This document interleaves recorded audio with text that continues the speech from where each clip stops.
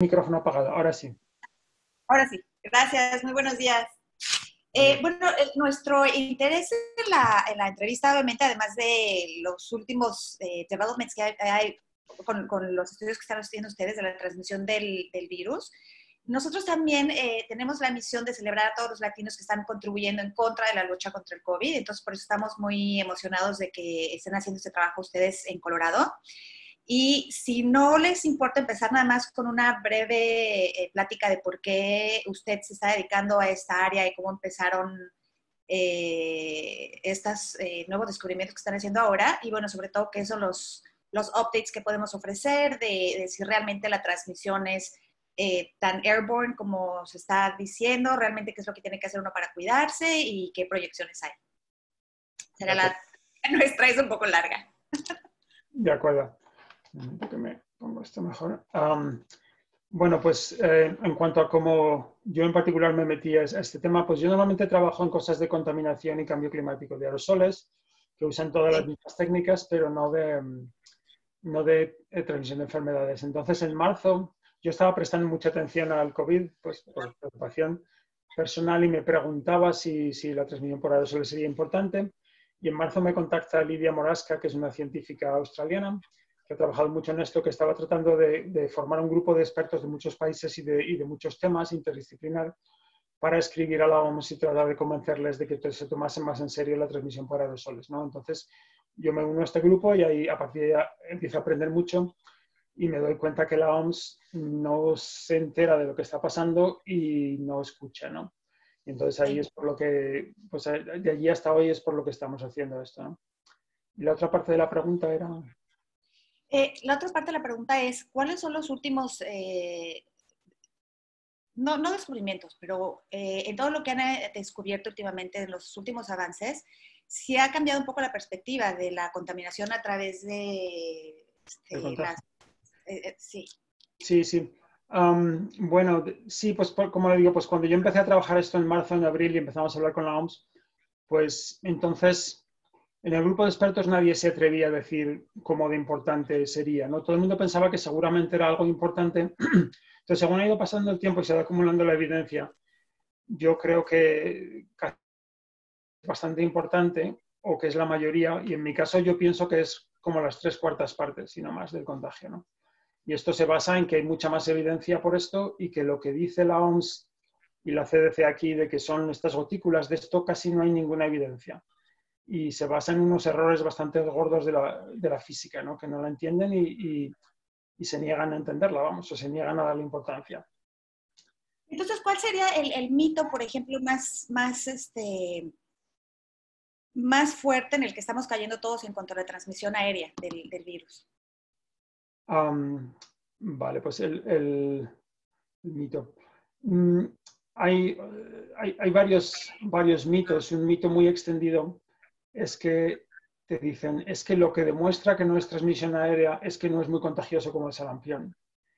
Y esto es totalmente falso. Esto es un error, están confundiendo un error histórico con una ley de la naturaleza. No hay ninguna razón por qué la naturaleza tenga que hacer todas las enfermedades muy contagiosas como el sarampión, ¿no? Entonces esto ha habido una resistencia, esto lo he explicado otras veces, durante mucho tiempo a aceptar que ninguna enfermedad se transmite por el aire. Entonces, solo las muy contagiosas víricas se han admitido y entonces estos ejemplos y la falta de ejemplos de enfermedades menos contagiosas, como la gripe, que también se transmite por aerosoles, pero no se ha aceptado mucho, pues esto ha creado esta percepción, pero es incorrecta, ¿de acuerdo? Entonces, vamos a pasar a la siguiente persona, gracias. Maribel, ¿quién va después? Sí, la siguiente persona de redacción, Gasteiz Berry. O Berry. No está. Entonces pasamos a Paula Boira. Sí, Paula Boira está por aquí. Sí, si se pueden. Sí, hola, ¿me escucháis? Sí. Sí. Bueno, he leído que usted decía que muchas personas, como estaba diciendo, se refieren al contagio por vía del aire y usted cree que es mejor evitar esa expresión. Entonces, la expresión a evitar sería transmisión por aerosoles. Bueno, en español no sé cómo va esto, pero en inglés está Mariana, si podría apagar su micrófono. Igual hay un poco de eco. En inglés, la transmisión por el aire, que le llaman airborne, esto, ¿sabes? O sea, hay una presentación de Lynn Simard hace poco en esta reunión de la Academia Nacional de Ciencias, que es muy buena, y entonces explican las palabras y cómo se entienden en diferentes campos, ¿no? Entonces, para nosotros en los aerosoles, airborne o en el aire quiere decir que va por el aire, ¿no? Pero en la medicina parece que esto quiere decir que es como el sarampión, extremadamente contagioso y que entonces en un hospital se van a contagiar todos muy deprisa y que es muy difícil protegerse, ¿no? Y esto no es el caso, sobre todo la gente enferma que está en los hospitales son muy poco contagiosos, porque esto se sabe bien, ¿no? La gente es muy contagiosa justo antes y durante, cuando empiezan a aparecer los síntomas, ¿no? Y luego ya va bajando según le suben los anticuerpos. Entonces, pues lo que estamos viendo, al final tenemos que convencer a los científicos epidemiólogos y de enfermedades infecciosas y, bueno, los tenemos un poquito convencidos, pero cuesta mucho trabajo, ¿no? Entonces, les hacemos la vida muy difícil si empezamos a decir que es airborne, porque entonces en los hospitales se les revela a todo el mundo y todo el mundo quiere las N95 y no hay suficientes y esto, y bueno, esto no es una cosa que yo sepa, pero lo que entiendo que no siempre son necesarias, ¿no? Eso ya es, pero vamos, eso es para otros expertos. Pero entonces, no llamarlo por el aire o no llamarlo airborne y decir que es por aerosoles es un sinónimo, pero que parece que podría ayudar a que se distinga que esto sí va por el aire, pero no es como el sarampión, ¿no? Entonces, esa es la razón. Siguiente pregunta. Vale. No sé si ha preguntado ahora Paula Boira. Si no ha hablado Paula Boira, pues sería su turno ahora. ¿Me oyes, Paula? Sí, la pregunta la acabo de hacer yo. Vale, discúlpame, perdona. Pues casi mejor, Maribel, déjame que lo haga yo según los vean la pregunta, porque no hay tanta gente, no sabía, se habían apuntado 17, pero no ha aparecido todo. Vale, pues te dejo, José Luis. Gracias. Irlanda Maya, por favor.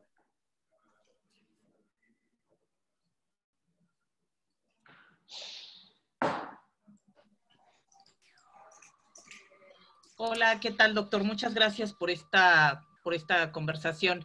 Quisiera yo preguntarle acerca de pues estas recomendaciones con las que, a partir de esta evidencia de que los aerosoles pudieran ser una causa principal de contagio, ¿cuáles son esas recomendaciones que deberían de seguir en casa, en las oficinas, en el transporte público, y que tenemos que aprender a vivir con esas recomendaciones de aquí a lo que dure, los años que dure esta pandemia?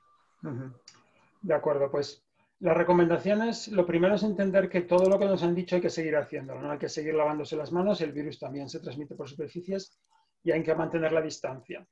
Aunque la razón de la distancia no son tanto estas gotas que caen al suelo, salvo que alguien te tose o estornude, sino que es, digamos, estos aerosoles que son como el humo, que se dispersan y que causan, que pueden causar la infección, ¿no? Pero además hay que hacer más cosas. Lo importante de aceptar la transmisión por aerosoles es que hay que aceptar que hay que hacer más cosas, ¿no? Entonces, la diferencia es que no solo se transmite a corta distancia, sino que se transmite cuando compartes el aire en una habitación, ¿no? Y entonces, ¿qué hay que hacer? Pues lo mejor es tratar de evitar compartir el aire en una habitación y hacerlo todo afuera, ¿no? Si uno hace las cosas afuera, con mascarillas bien puestas y con distancia, prácticamente es imposible contagiarse, ¿no? Muy difícil si uno está afuera, pero está en un sitio muy cerrado, pues bueno, sería un poco más parecido a interiores, pero en general mucho más difícil, ¿no? Pero luego, si uno tiene que ir a interiores, pues hay que evitar sitios que haya poca ventilación, mucha gente, mucho tiempo, donde haya gente sin mascarillas, donde no se respetan las distancias y donde la gente está hablando, cantando o gritando, ¿no? Porque todo esto aumenta mucho la cantidad de virus que entra al aire, ¿no? Entonces, todas estas son las cosas que hay que evitar. Muy bien. Doctor, ¿usted considera que entonces la mascarilla hay que hacer la observación de que debe estar bien cerrada, bien sujeta, porque tomando en cuenta esto no debe entrar ningún aerosol, ¿no? Y la otra parte, ¿usted considera el uso de caretas plásticas? O sea, las caretas plásticas entonces no servirían de mucho, ¿no? Aquí es la combinación de ambas. Sí, y mire, ya que me pregunta por las cosas prácticas, hemos creado esta página. Un momento que muevo esto de aquí para que se vea bien. Así, vale. Esta página que está en inglés, pero se te puede traducir automáticamente, y si uno va aquí, tinyurl.com, preguntas --español, llega aquí y está todo ya puesto, ¿no? Entonces, cuando me pregunta, por ejemplo, lo de la mascarilla, me gusta enseñar un vídeo, el ajuste de la mascarilla, ¿no? Que es un vídeo que está aquí y que básicamente es casi tan importante. La gente está un poco obsesionada con el tipo de mascarilla, cuando en realidad una vez que la mascarilla es suficientemente buena, lo importante es el ajuste, ¿no? Y en el vídeo este se ve, estos son hechos por una compañera nuestra, se ve como una mascarilla mal ajustada, salen los aerosoles y también entran, ¿no? Entonces eso no protege tanto. Y esta, que es una de estas KN95, pero no está bien ajustada, no funciona tan bien como esta de tela, que está mejor ajustada, ¿no?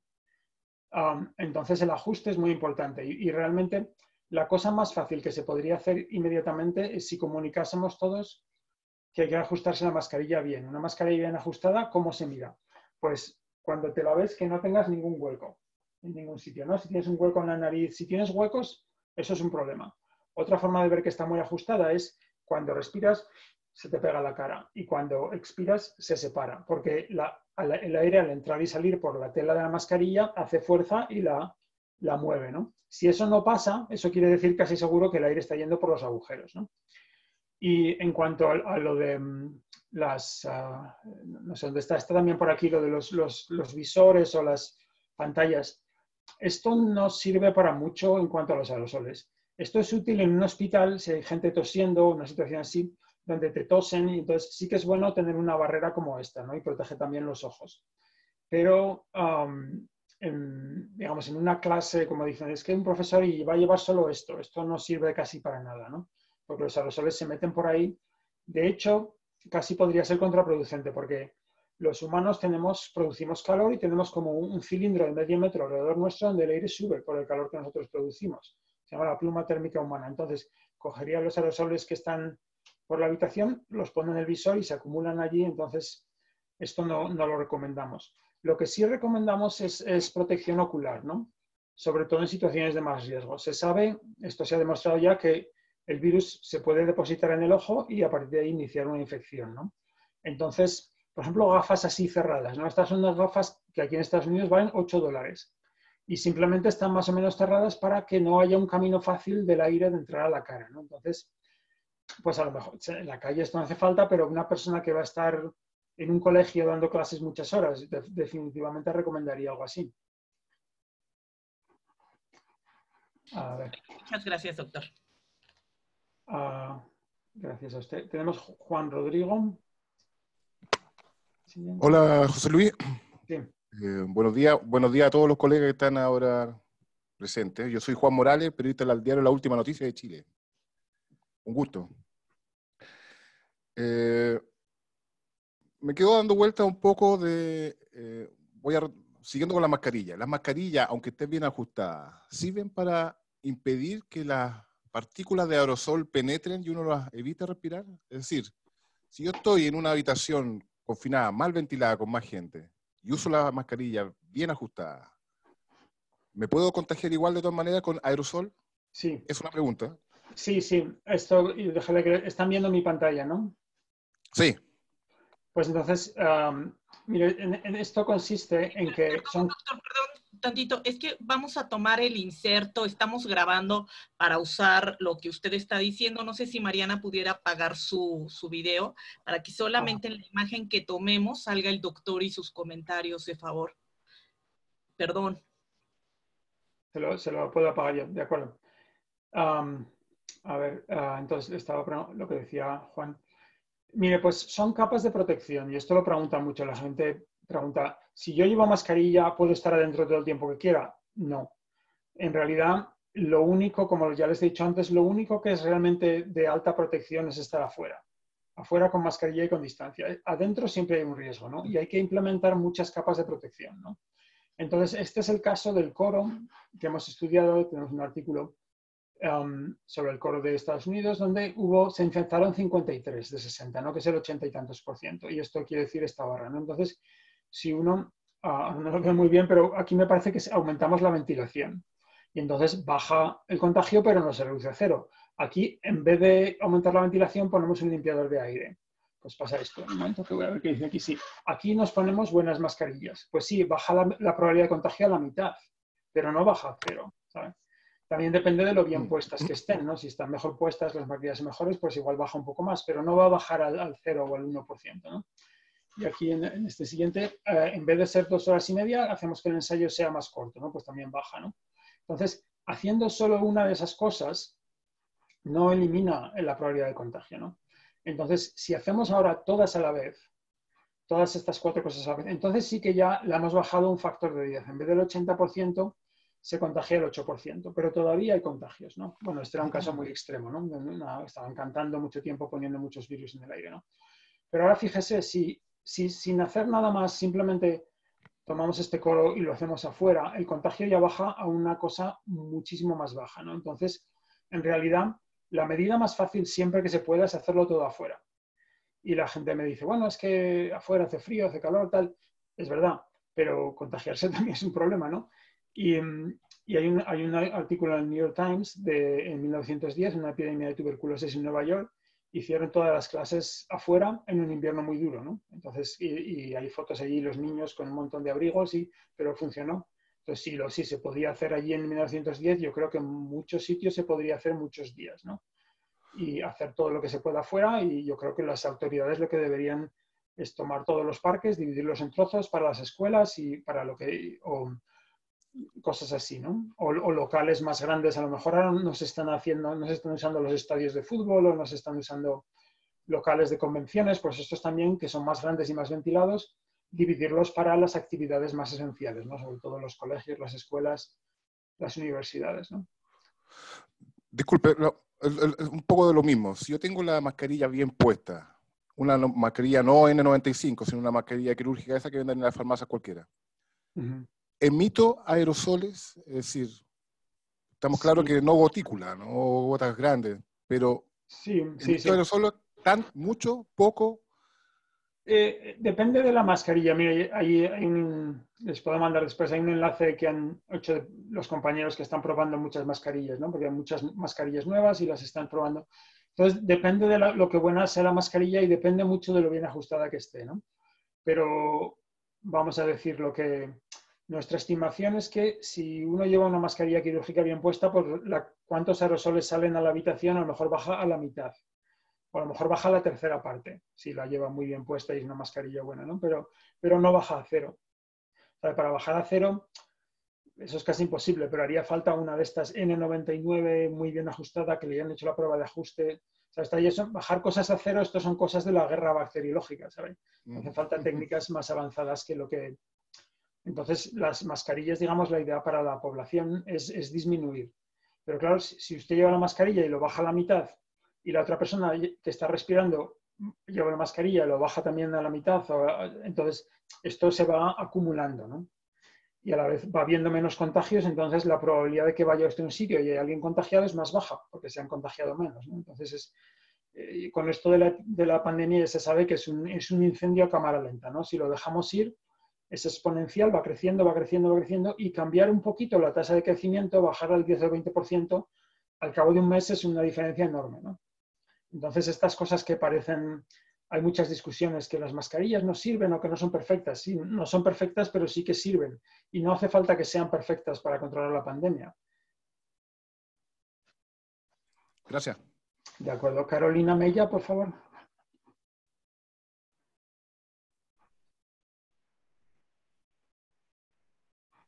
¿A Carolina? Le he quitado yo el mute.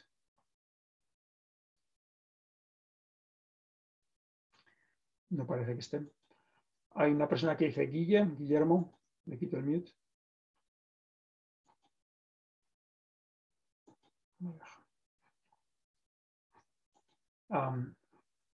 Guillermo.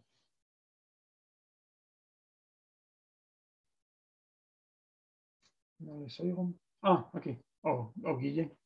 No le oigo. No le oigo. ¿Hay algún problema de sonido?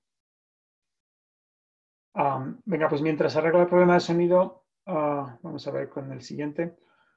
ORD905, no sé quién es aquí.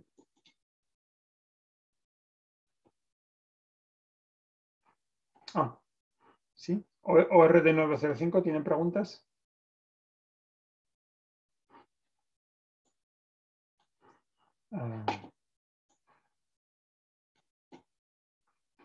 No lo sé. Me parece que ya han preguntado todos, salvo Guille que está conectándose el audio. Pues vamos a volver. No me acuerdo por quién hemos empezado, pero me parece que era Mariana Briones, si quiere preguntar alguna cosa más.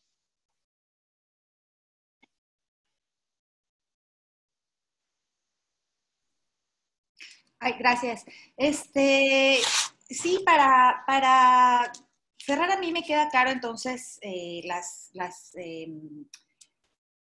precauciones que hay que tomar. No sé en cuanto a proyecciones, ¿ustedes tienen alguna idea? ¿Esto se tardará años, más o menos en cuestión de tiempo? ¿Tienen alguna idea cuánto tiempo vamos a vivir con todas estas Con todo precauciones? esto. Bueno, en eso yo no soy el científico adecuado, en eso tienen que preguntarle a los epidemiólogos, ¿no?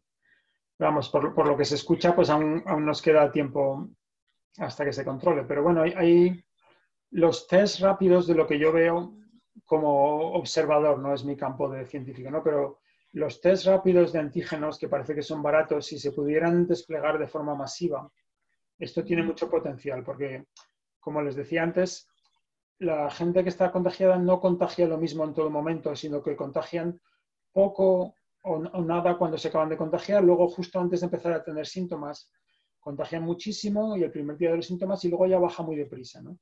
Entonces los test rápidos, estos precisamente de antígenos con la saliva, pueden detectar a la gente que contagia, justo a la gente que está contagiando mucho, ¿no? Entonces si esto se pudiera hacer muy masivamente y encontrar a la gente que es contagiosa y a esos ponerlos en cuarentena, esto sería muy eficaz, ¿no? Entonces yo eso, además de las vacunas, por supuesto, pues yo a eso le tengo puesta mucha esperanza, ¿no? Se está empezando a hacer. Claro, hay que ver si se puede hacer bien, cómo de masivo se puede hacer, cómo de bien funciona, si hay muchos falsos negativos y positivos, pero en principio, por lo que yo veo y lo que oigo de otros científicos que sé que saben, es que esto tiene mucho potencial, ¿no? Pero también ayudaría, pues eso sí, si es un problema gordo que la OMS y la CDC y pues en España el Ministerio de Sanidad no reconozcan los aerosoles, ¿no? Porque entonces no le están diciendo a la gente cómo protegerse, ¿no? Porque en muchos sitios se están hablando de volver a la escuela, como siempre, en sitios sin ventilación, con mucha gente, sin mascarillas. Entonces esto es peligrosísimo. Entonces, claro, si esto se hace así, no se toman medidas, pues esto se va a convertir en focos de propagación y luego una vez que pones este incendio a cámara lenta, pues ya es mucho más difícil, ¿no? Pararlo de cualquier manera. Gracias. Guille, ¿le funciona ya el micrófono? ¿O sí? No sé si me escuchas. Sí. Vale, genial. No, te decía que Lorena, que no podía cambiar el nombre. Vale, perdón, Lorena. Vale, ¿qué tal, doctor? Buenas tardes. Mira, una de las preguntas que quería hacerte era el retorno a la cultura, sobre todo en espacios cerrados, teatros, salas de concierto, y teniendo en cuenta que los instrumentos de música, por ejemplo, es un tema de preocupación, a esos no se los puede enmascarillar. Sí podríamos hacerlo con un cantante o con una obra de teatro, pero ¿cómo evalúas esto y cómo lo ves, ¿no? Porque en algunos lugares se está volviendo y está el reclamo también de la gente de la cultura que necesita volver a trabajar. Claro, es un problema complicado. Y si mira en las preguntas estas frecuentes, hay una sección entera sobre la música que la ha escrito mi colega Shelly Miller. Sí, la vi. Está haciendo investigación sobre esto. Tiene a los cantantes de nuestro departamento de música y al del clarinete y al del oboe tocando y midiendo cuántas partículas respiratorias salen, ¿no? Entonces, pero vamos, en principio, lo que es peligroso es cantar y los instrumentos de viento, ¿no? Un instrumento, un violín, pues eso no pasa nada. Si hay suficiente distancia con mascarillas en un sitio bien ventilado, pues no es muy peligroso, ¿no? Como todo lo demás, mucho mejor al aire libre cuando se pueda, ¿no? Pero si no se puede, pues manteniendo las distancias, con poca densidad, con buena ventilación, pues se podría hacer. Cantar y instrumentos de viento. Yo esto, la verdad, pues lamentablemente lo veo peligroso en interiores, incluso con mascarillas, porque la generación son actividades que es que producen muchas partículas respiratorias, ¿no? Entonces, sí se les puede, de hecho, poner mascarillas. Lo que estaban haciendo era poner como una media, por ejemplo, en la salida del aire de la trompeta. Y hay medidas que están mirando que reducen. Y hay mascarillas especiales para cantantes que no se pegan tanto a la cara. Y pues ahora el grupo de Colorado State ha publicado unas pruebas, no las he visto todavía, pero vamos, algo hacen, ¿no? Entonces, sí se pueden hacer cosas, pero ¿sabes? Es como decir, pues que hay una persona hablando, es como decir que una persona fumando, ¿no? Y produce esa cantidad de aerosol, ¿no? Entonces, porque ponemos una mascarilla, pues eso se puede mitigar, ¿no?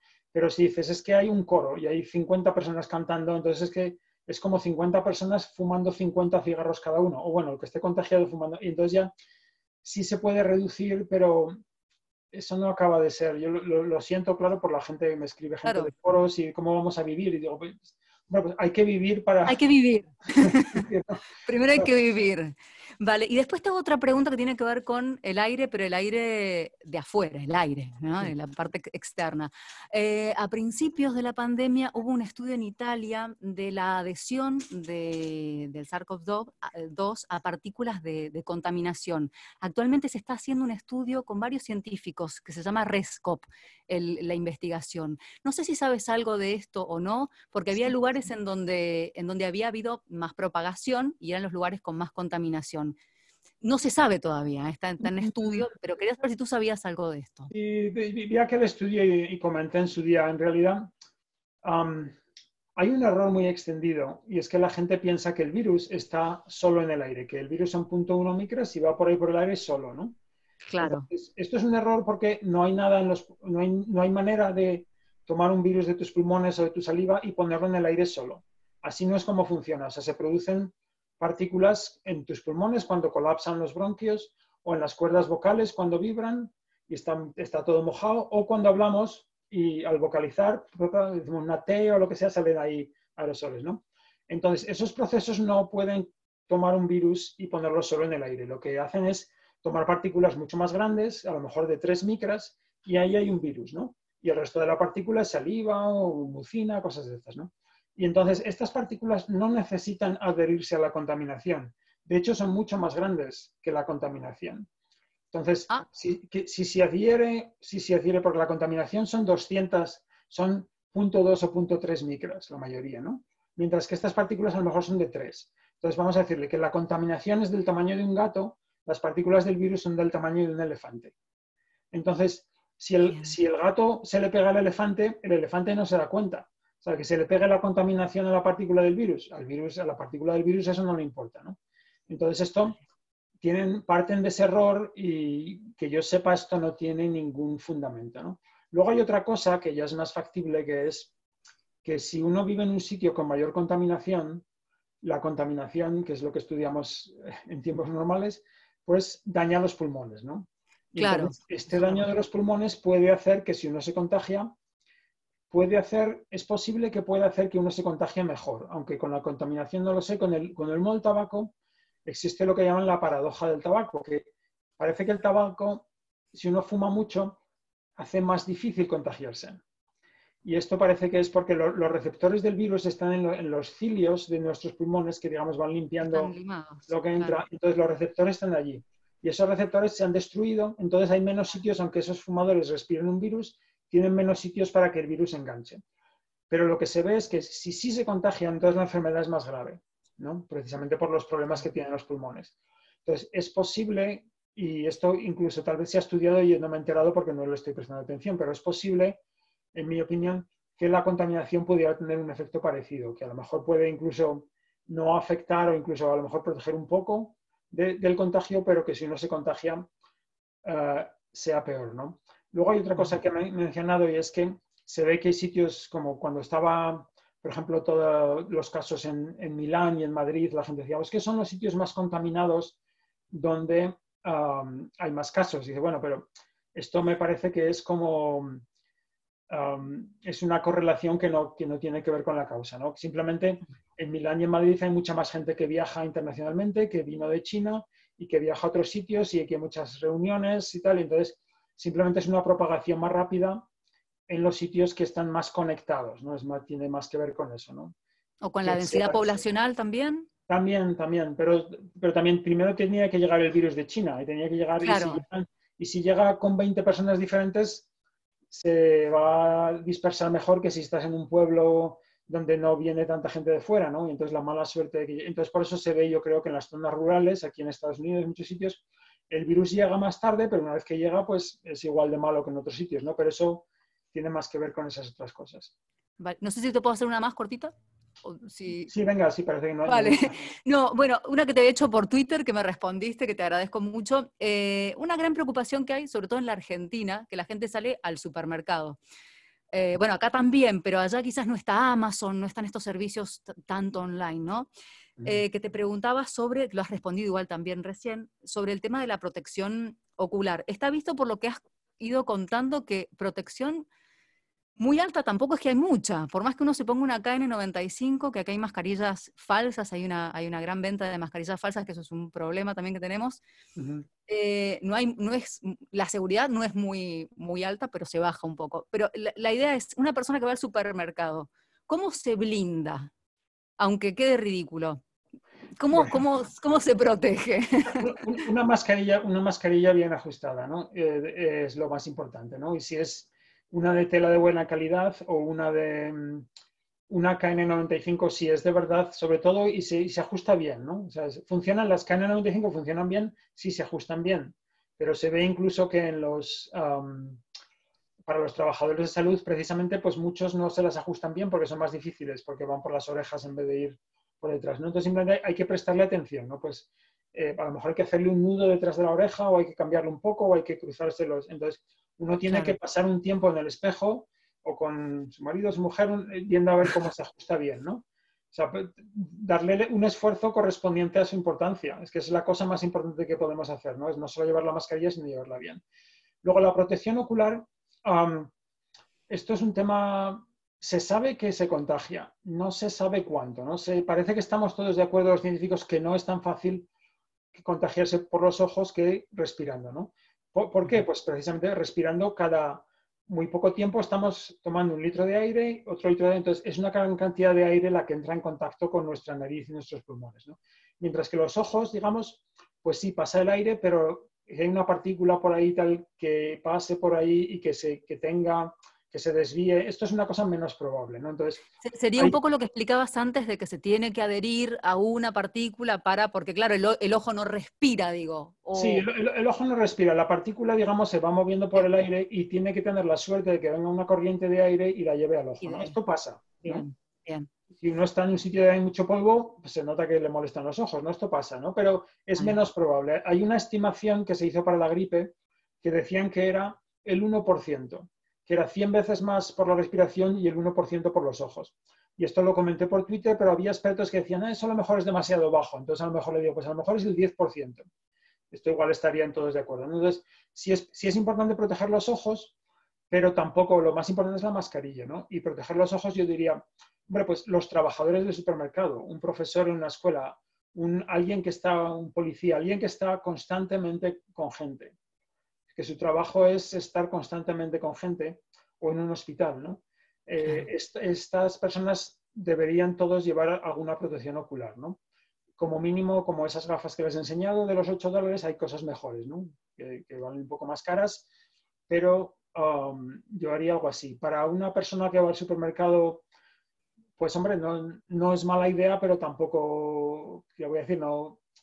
vamos, yo me las pongo cuando voy al supermercado, me pongo mis gafas y me da igual parecer un marciano, ¿no? Pero bueno.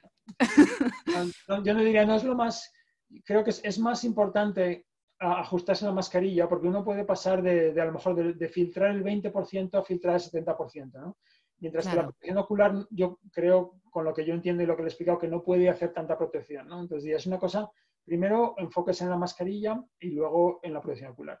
Y luego lo que me decía de las máscaras falsas KN95, bueno, una máscara falsa es mejor que ninguna mascarilla, ¿no? O sea, hay gente que dice muchas tonterías por la internet de que es que como los agujeros de la mascarilla son muy grandes, por ahí cabe el virus. Entonces ahí están mezclando dos errores. Uno, que piensan que el virus está solo, ¿no? Que eso es un error muy gordo. Y otro, que no entienden, tiene el modelo como de un colador o de un tamiz, que todo lo que es más pequeño que el agujero va a pasar por ahí. Y con estas cosas microscópicas no funciona así. Hay unas fuerzas de difusión, el movimiento browniano y fuerzas de impacto. Y todos los filtros que usamos, que funcionan muy bien, todos tienen agujeros más grandes que las partículas. Pero a pesar de esto, la física es tal que las cosas se filtran. Entonces, cuando dice la gente, es que te pones la mascarilla y no filtra. Esto es como decir que te pones un abrigo y no estás más caliente. No tiene ningún sentido, ¿no? Entonces, aunque sea una mascarilla falsa, siempre protege algo, ¿no? Y lo que es importante es ajustársela bien, ¿no? Pues claro, es mejor tener una que no sea falsa. Si a lo mejor las de tela, como las que le he enseñado, que se ajustan muy bien, si son de varias capas de tela, digamos, con un tejido muy, ¿cómo se dice? Muy denso, ¿no? Y son varias capas, ahí esas parece que funcionan muy bien, ¿no? Muchas gracias. A ver, ¿quién más? Ya no me acuerdo qué orden vamos, pero Adrián me parece que es una persona nueva.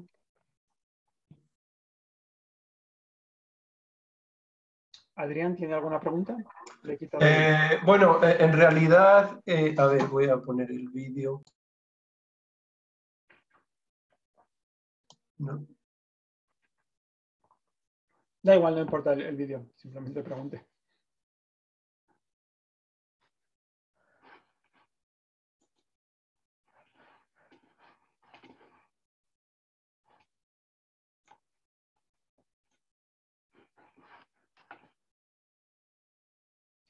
Adrián.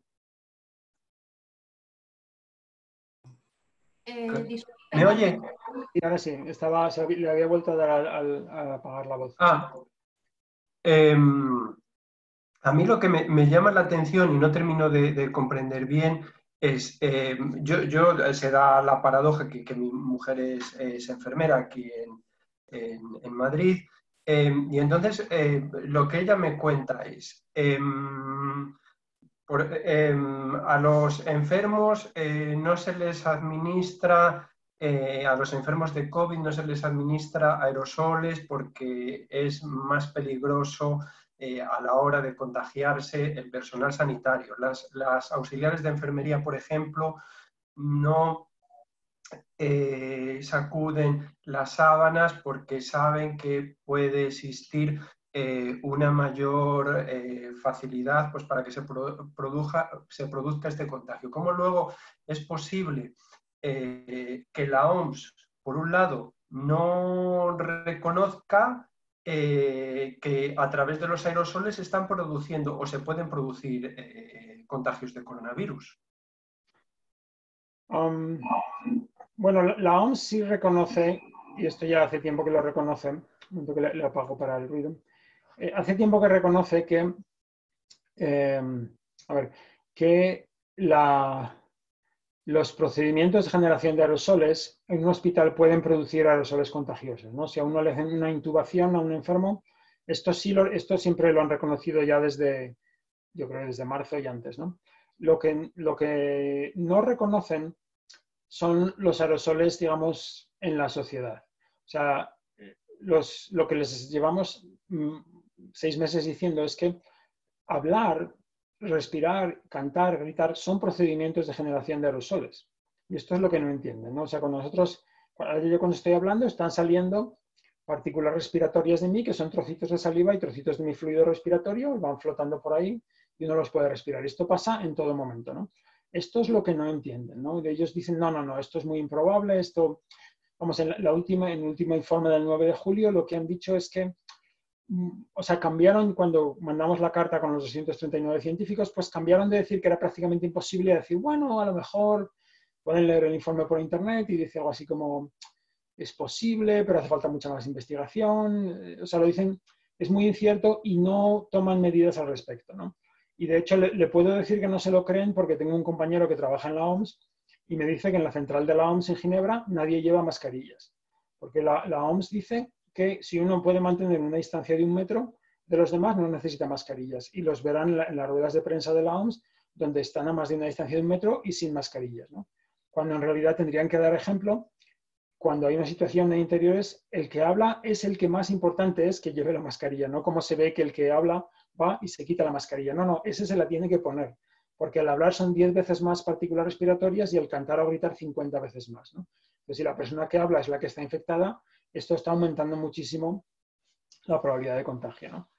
Entonces, bueno, la OMS es lamentable, ¿no? Es lamentable que hayan metido la pata y sobre todo es lamentable que se niegan a sacarla, ¿no? Que se niegan a escuchar y que tienen unos errores espeluznantes de ignorancia de los aerosoles, que no tienen a ningún experto de aerosoles en los comités clave y, en fin, ¿qué le voy a decir? Me duele criticar a la OMS porque es una organización muy importante que tiene un trabajo muy difícil y los gobiernos muchas veces no les hacen caso y me consta que hay muchas teorías de conspiración y la gente con la que hablo no tiene nada que ver con eso, ¿no? No tiene nada que ver con políticas, ni conspiraciones, ni nada. Son científicos que trabajan muy duro y están trabajando más duro que nosotros, ¿sabe? Para hacer todo lo que pueden, pero hay una cerrazón científica y tal vez un miedo a las consecuencias de admitir esto y lo que podría... Tiene miedo como que hubiera pánico en los hospitales o algo así, cuando nosotros pensamos que se puede explicar, que va por el aire, pero no es como el sarampión, ¿no? No es tan difícil de entender y la mayoría de la gente lo entiende, ¿no? Pero parece que esto no es muy difícil. Y la verdad que no lo sé, la evidencia se acumula tanto y la gente ya... Hay muchos científicos, digamos, médicos, epidemiólogos que ya lo van aceptando, aunque a veces no se atreven a decirlo, que entonces no sabemos, la verdad que yo no sé decirle si mañana o dentro de un mes o dentro de 3 meses es cuando la OMS lo va a aceptar, ¿no? Lo va a tener que aceptar porque la evidencia es muy clara, ¿no? Porque son tan lentos, pues ojalá no lo fueran, ¿no? De acuerdo. A ver, estoy mirando el chat. Pongan por el chat si quieren hacer más preguntas, ¿vale? Me parece que, si no me acuerdo mal, Irlanda Maya es la siguiente, ¿no? Sí, ¿qué tal, doctor? Otra pregunta más. Bueno, en conclusión aquí en esto, es vital el ponerse bien, me queda de conclusión esto para yo ponerlo en mi nota. Hay que ajustarse bien tomando en cuenta el mecanismo de transmisión por aerosol, hay que ajustarse bien el cubrebocas, pero también hay que ventilar los espacios, eso es vital, ¿no? Generar políticas públicas donde se ventilen los espacios. Ahorita que yo, mientras usted hablaba, hice una publicación en Twitter, me comenta una señora que ella iba en la combi, aquí en México le llaman combis, es un transporte donde va muchísima gente, todos apretados, y que ella empezó a abrir las ventanas, y que el chofer de la combi pues estaba asombrado y la ven como algo raro, ¿no? Pero esto hay que difundirlo, es importante la ventilación. Sí, sí, totalmente de acuerdo. Por esto, al final, por eso es muy importante que la OMS y las organizaciones nacionales digan esto, ¿no? Porque hay muchas cosas que se pueden hacer que no cuestan mucho, como abrir las ventanas en un autobús o en el metro de Japón, ahora ya están siempre con las ventanillas abiertas, o en muchos sitios que se pueden hacer las cosas afuera, y esto reduciría mucho el contagio, pero claro, mientras seamos, digamos, unos científicos que lo dicen, ¿sabes? Hablamos con la prensa, pero mucha gente nos dice que, por ejemplo, que han comprado un filtro de aire para su clase y el director del colegio no se lo deja poner. Esto lo he oído en España y lo he oído en Texas, ¿no? Que no se lo dejan llevar, que esto porque la OMS dice que no va por el aire, está prohibido llevar tu propio filtro de aire. Entonces esto ya es escandaloso, ¿no? Que tengamos unas organizaciones que están llevando a que se prohíba hacer lo que hay que hacer. O sea, esto es de locos, vamos. Y el próximo 15 de septiembre en México tenemos una fiesta importante patria que es el Grito de la Independencia, y donde la gente está muy acostumbrada a reunirse, miles de personas en el Zócalo capitalino de la Ciudad de México. ¿Cuál sería su recomendación como científico, doctor, tomando en cuenta esto de los aerosoles, aunque sea al aire libre, si hay miles de personas congregadas en un espacio público? ¿Cree que esto podría representar un riesgo? ¿No sería recomendable? ¿Sería mejor cancelar esta festividad? ¿Esto es durante el día o por la noche? Es Pues festejamos durante todo el día, pero en la noche es el grito de independencia, es a una hora determinada. Y la gente grita. Sí, todos gritamos Viva México 3 veces, viva los héroes que nos dieron patria y libertad, pero pues también podemos estar gritando y esto es un riesgo, como lo comenta usted, y enfermarnos, ¿no? ¿O qué opina usted como científico, más allá de las cuestiones políticas? Porque a lo mejor a los políticos no les conviene cancelar la festividad, pero nos interesa escuchar la voz de la ciencia. ¿Qué recomienda usted? Hombre, yo diría que estar al aire libre es mejor y durante el día mejor porque el calor hace que suba el aire de la gente y porque los rayos ultravioleta matan al virus en unos 5 o 10 minutos, ¿no? Del sol. Entonces, sobre todo si es un día con sol, ¿no? Pero hay un cierto peligro si no se pueden guardar las distancias y si no se lleva bien el tapabocas bien ajustado, ¿no? Si está uno, digamos, esto es como si fuera una manifestación, está uno hombro con la gente en estos sitios, entonces ahí está respirando el aire de otros y sobre todo si no hay mascarillas, pues esto es peligroso, ¿no? Por la noche pues suele estar el aire más calmado, sube el aire menos y además no hay rayos ultravioleta, ¿no? Entonces, pero vamos, yo creo que si se mantuvieran las distancias y con mascarillas, ¿sabes? Si no hay tanta gente que uno está con su grupo, pero luego puede mantener 2 metros y otros grupos, esto ya pues sería menos peligroso, ¿no? Pero si es la cosa muy pegada, entonces esto es peligroso. La verdad que no les sé decir exactamente cuánto, ¿no? Pero porque estudiarlo es complejo, pero sí tiene peligro, sobre todo si no se guarda la distancia. Y luego le diría, lo más peligroso es el grito. Si se van a poner todos a gritar, eso es un procedimiento de generación de aerosoles extraordinario. Entonces, si uno quiere disfrutar esa fiesta, vayan, pero váyanse de allí antes de que empiece la gente a gritar. Esto sí es importante. Y si van a gritar, los que vayan a gritar con una mascarilla muy bien puesta. Gracias, doctor. A ver, después, Juan Rodrigo. Sí. Quería aclarar primero, a mí no me pueden ver porque tengo un computador que es del Pleistoceno, que no tiene cámara, así que disculpa, no se pierden de mucho en todo caso. Y que entretenida sería la fiesta en México, me dieron ganas de ir para allá a ver qué pasa, cómo se da. Quería profundizar un poco sobre la ventilación. ¿A qué le llamamos tener una habitación bien ventilada? O una casa bien ventilada. Abrir una ventana, abrir 2 ventanas para que haya circulación. ¿Sirve el aire acondicionado con la ventana cerrada? ¿Un ventilador sirve? Sí. ¿Cómo se ventila bien una sala de clases? Buenas preguntas. Sí, y hay una sección en esta sección de preguntas que le he dicho antes, está también explicado, ¿de acuerdo? A lo mejor puede poner un enlace allí en su artículo. Pues la ventilación, lo más importante, la ventilación, digamos, en el sentido que lo usamos, en sentido técnico, quiere decir tomar aire de afuera y que entre adentro, que el aire dentro se vaya afuera. Un ventilador no es ventilación, esto puede ser difícil, es mezclar el aire, ¿no? Entonces, un ventilador así mezclando el aire no ayuda y de hecho puede ayudar a que el virus se expanda por la habitación, ¿no? Entonces, un ventilador de por sí no es ventilar. Lo que hay que hacer es o abrir las ventanas o usar sistemas de ventilación que toman aire de dentro y lo pasan afuera, ¿no? Donde sí es útil es un ventilador es, claro, si uno abre las ventanas depende mucho, digamos, si es un día de viento hay más corriente, sobre todo si uno abre varias ventanas, ¿no? El aire puede entrar por un lado y salir por el otro, ¿no? Pero un día muy calmado, pues a lo mejor uno abre las ventanas y no entra mucho aire, ¿no? Entonces, lo que sí se puede hacer es tomar un ventilador y ponerlo en la ventana, ¿no?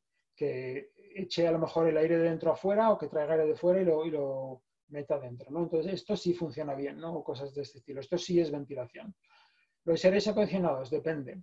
Las unidades más baratas, estas que se ponen en una ventana o estas como de Mitsubishi que se ponen arriba y tal, estas no cambian aire.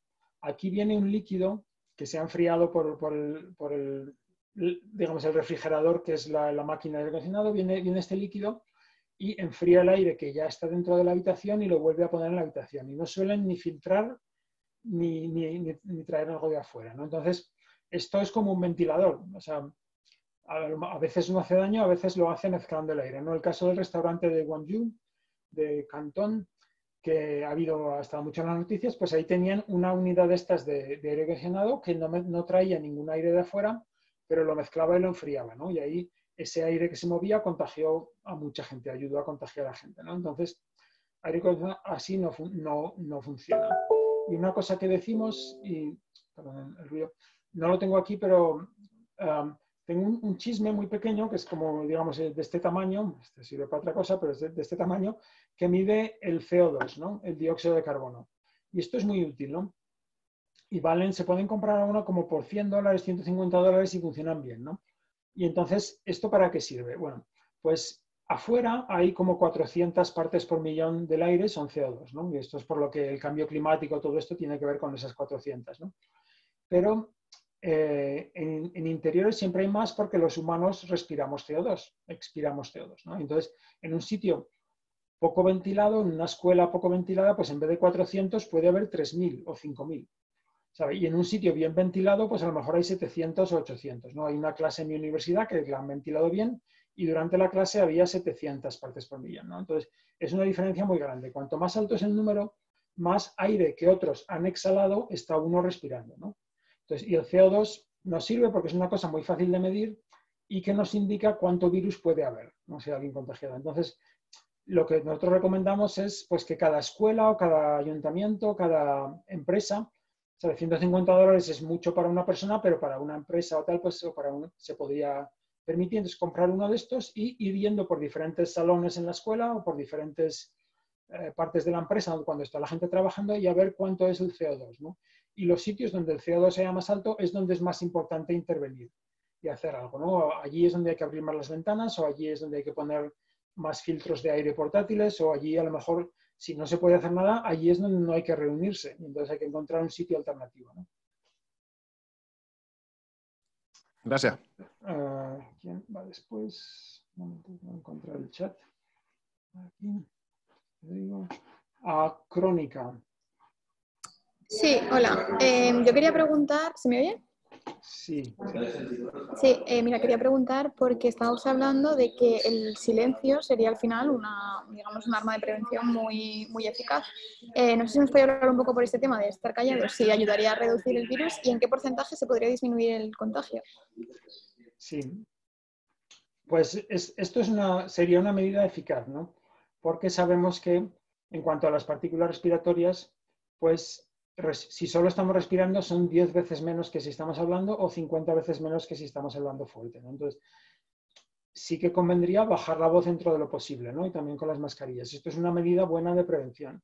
Y, por ejemplo, pues hay cosas que se pueden hacer, pues usar un micrófono. O, por ejemplo, mi mujer que da clases en la universidad decía que ahora precisamente tiene más ventilación y hay más ruido y no se pueden oír. Entonces, ¿qué hicieron? Pues hicieron una llamada de Zoom y está sin imagen y estaban todos con un chisme en la oreja, un auricular, y estaban hablando por esto, aunque estaban en el mismo lugar, que es un lugar grande, pues estaban hablando así y no tenían que gritar. Se pueden hacer cosas así, ¿no? Pero sí que convendría hacerlo, ¿no? Porque además no son solo los aerosoles, tanto los aerosoles como las gotículas no salen si uno no habla. Salen cero, eso se sabe bien, ¿no? Solo salen si uno habla, o sobre todo si grita o canta, o si estornuda o tose, ¿no? Entonces, si uno habla menos o no habla, no salen gotículas. Aerosoles también, ya lo he dicho, son 10 veces más al hablar y 50 veces más al cantar o gritar, ¿no? Entonces también salen menos. Y luego está lo de las superficies.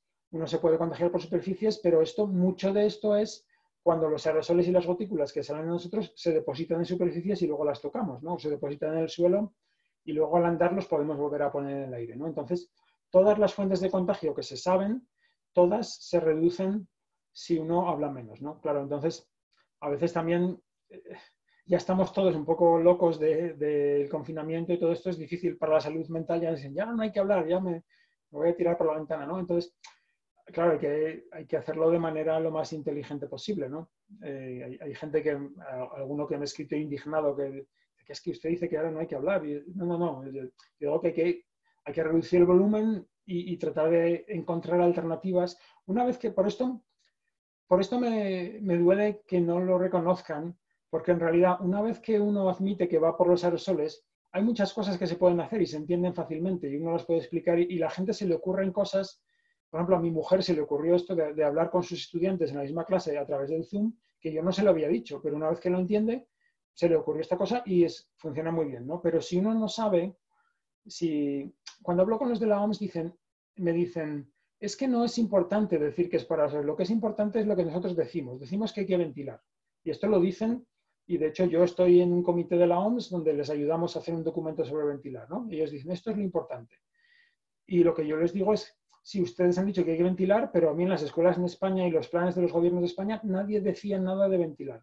¿Sabes? O sea, la información no llega.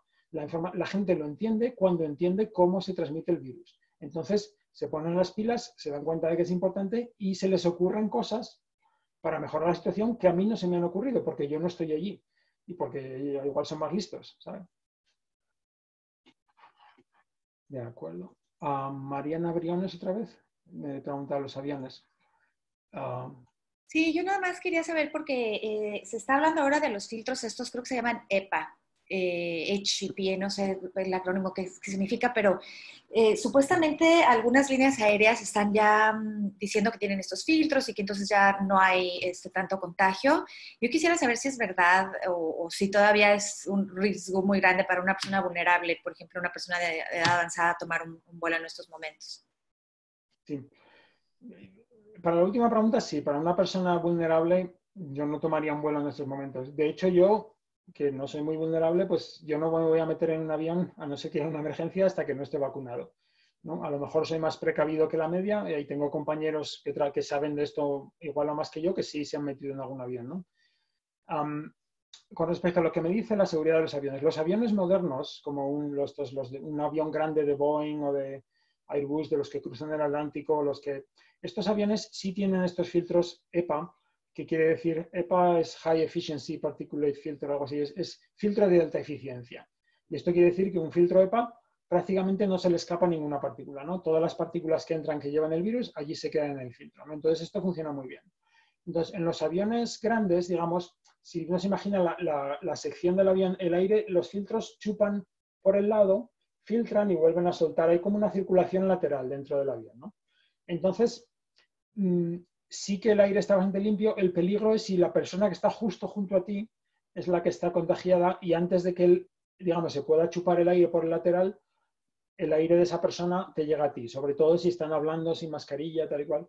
Entonces sí que hay un peligro y se ve cuando hay casos en aviones, es la gente que está en la misma fila o en la fila de delante o la fila de detrás, ¿no? Por esta forma del aire, ¿no?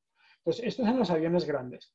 Luego, en los aviones más pequeños de las aerolíneas regionales, estos que llevan 20, 30 personas, esto que yo sepa no se sabe y nos ha contactado gente para tratar de estudiarlo, ¿no? Pero se piensa que están menos ventilados. Entonces, esos serían menos peligrosos, ¿no? Serían más peligrosos. Y luego, además, pues esto de los filtros EPA en los aviones, que funciona muy bien tal, esto es cuando están los motores encendidos, ¿no? Cuando el avión está cargando y descargando a las personas, entonces la ventilación es mucho peor, ¿no? Y entonces esto se ve, y incluso en el pasillo donde se entra el avión y hay una fila, ahí casi no hay ventilación. A veces hay aire acondicionado o calefacción para calentar, pero es un aire que no cambia el aire, con aire de afuera, ¿no? Normalmente. Entonces ahí es más peligroso, ¿no? Entonces, y lo mismo puede ser a lo mejor en un taxi, en un autobús o en la sala de espera. Entonces hay gente que ha ido con un medidor de CO2 a través de todo su viaje y lo que ven es eso, ¿no? Que a lo mejor es el autobús, la sala de espera de cuando están esperando a entrar en el avión y cuando se está el avión cargando y descargando, ahí es cuando más el CO2 es más alto y están respirando más aire que expiran los demás, ¿no? Y luego cuando es el vuelo propiamente dicho, ahí el riesgo es más bajo porque hay muy buena filtración y porque hay buena ventilación, ¿no? También hay un buen cambio de aire de dentro con afuera, ¿no? Entonces, pero claro, yo diría, pues si uno puede llegar al aeropuerto y muy deprisa, unas salas de espera están bien ventiladas y entra el avión y no hay mucha gente, pues podría ser, ¿no? Sobre todo si el viaje es muy importante, ¿no? Pero si no, yo diría que con cuidado, ¿no? Con cuidado. Muchas gracias. De acuerdo. María Tapia. Maribel. ¿Quieres leer la pregunta? La leo yo. Sí. ¿La leo yo, José Luis? Sí, sí. Mira, es que está comentando ahora un profesor en Twitter respecto a lo de abrir las ventanas en las aulas. Él comenta, ¿seguro que queremos mover el aire horizontalmente a la altura de la cabeza de los chavales? Y yo te pregunto que ¿qué le contestarías? Bueno, que sí, esto es un tema que es, digamos, porque digamos, la ventilación tienes como dos niveles de detalle. Uno es tienes un espacio cerrado y entra una cierta cantidad de aire y sale una cierta cantidad de aire, ¿no? A un nivel como de vista de pájaro. Luego te metes más cerca y empiezas a ver, no, es que el aire va por aquí, entra por aquí. Entonces, estas cuestiones son muy complejas, ¿no? Pero al final, ventilar todo el espacio ayuda más que todas estas cosas de la circulación. Entonces, yo diría, sería mejor, ¿sabes? O sea, cuando hablamos con los expertos de ventilación, dicen que los sistemas de ventilación, incluso los mecánicos, están muy mal hechos en la mayoría de los sitios porque mezclan el aire, ¿no?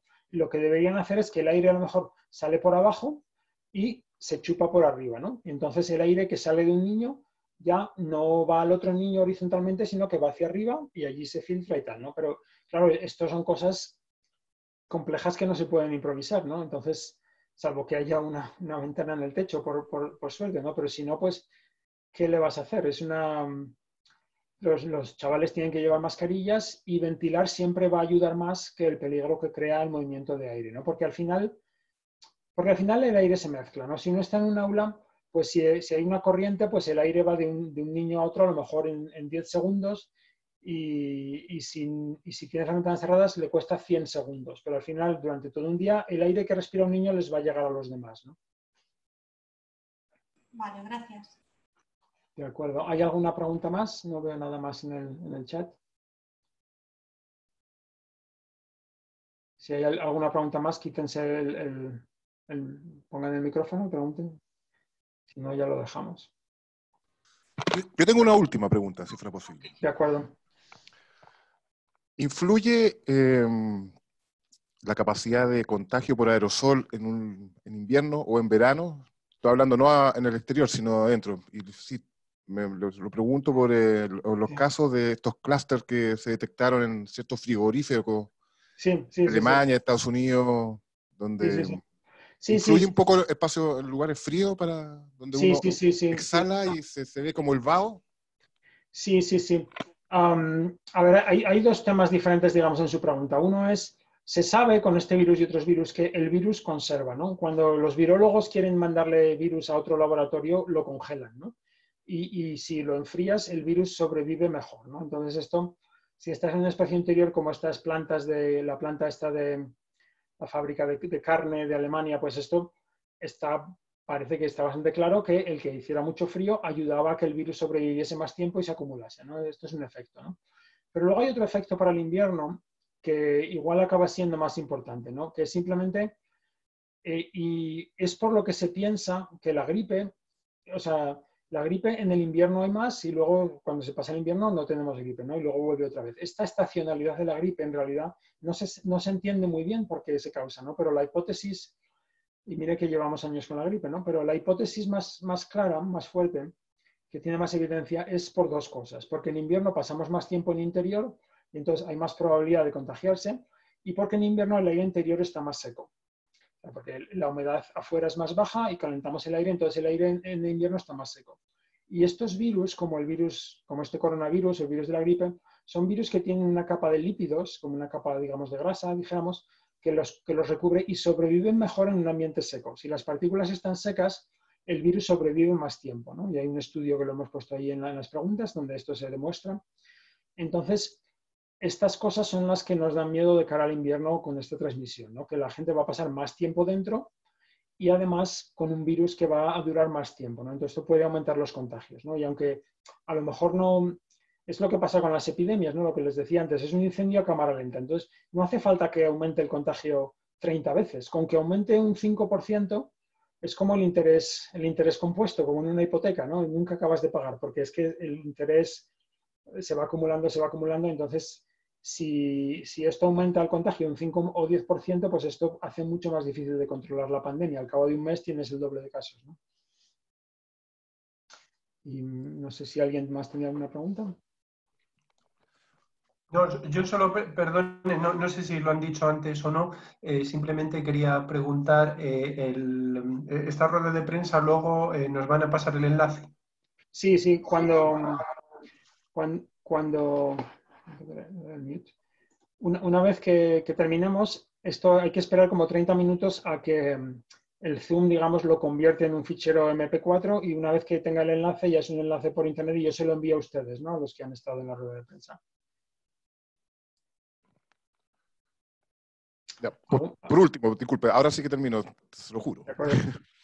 No me quedó claro qué porcentaje de los contagios se calcula que son por vía aérea, y de esos que son por vía aérea, qué porcentaje son por aerosol, y cuál es por gotícula. Esto es una cosa controvertida, ¿no? Entonces, cada uno, pues, hay diferentes estudios, por ejemplo, para el Diamond Princess o para diferentes cosas donde salen números diferentes, ¿no? Pero mi estimación, por lo que les voy a enseñar en un momento, yo tengo este documento que está ahí enlazado en... Sí, a ver, está viendo aquí el chat un momento.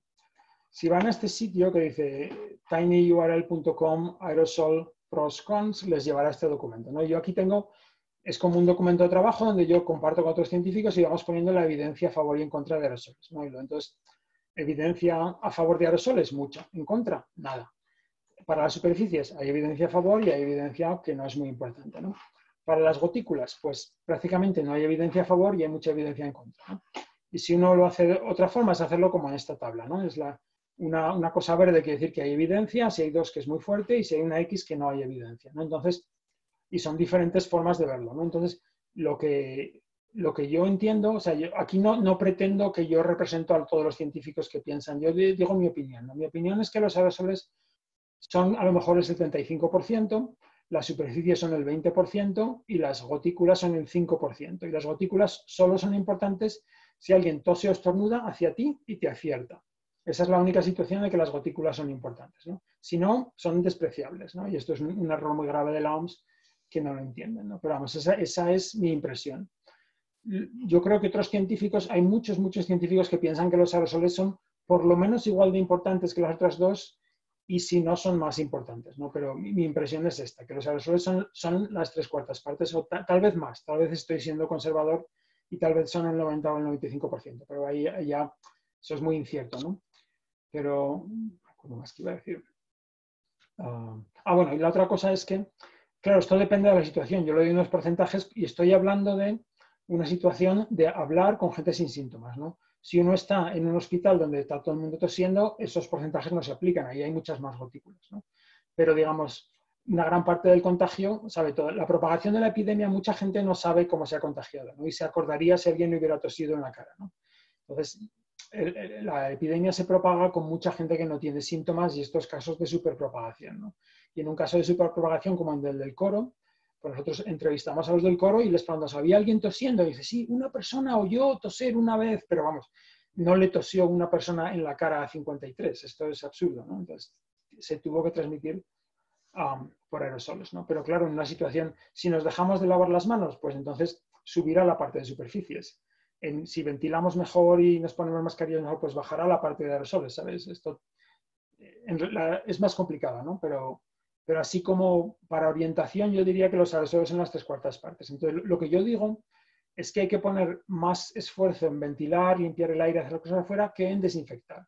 Se ven muchos sitios que están gastando mucho dinero en desinfectar y van con estos sprays de lejía y esto es un poco demasiado.